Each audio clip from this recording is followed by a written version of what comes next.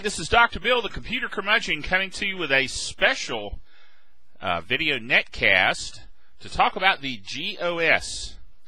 I mentioned it on our last netcast, and I mentioned it on our podcast. Matter of fact, my son Benjamin, the Game Master, was giving me a hard time because I was so excited I was kind of bouncing in my chair over it. But I'm pretty excited about this. It's based on Ubuntu 7.10, and it uses the Enlightenment GUI instead of KDE or GNOME. I typically prefer KDE. But this is a very effective and very useful implementation of Ubuntu. Now, you can go to their website at thinkgos.com and check out what they have to say about it.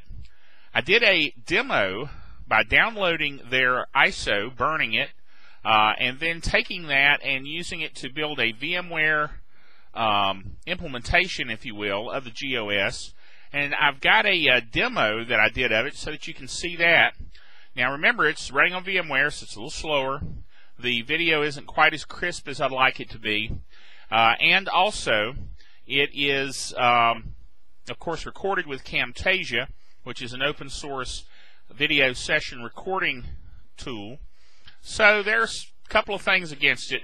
The audio has a few little blips while it's trying to negotiate running VMware and Camtasia and recording and doing everything that it's needing to do to run the operating system as a virtualized session. But all in all, it did pretty well. So let's take a look at that.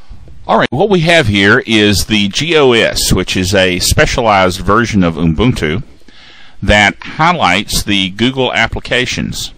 If you go down here to the basically taskbar type string and highlight all the different options, you can see what they've included in the system. Skype, Blogger, Wikipedia, YouTube, Facebook, and if you go all the way over here, Firefox, of course. You can click on the Leaf, which is their version of the Start menu, and see the various applications this way. You can also go into the Administration tool and see what is available there. They do have the Synaptic Package Manager. This is using the Enlightenment GUI instead of KDE or GNOME, and actually is a very nice setup for the typical user. Click on this, you get to see the Ethernet card and the address.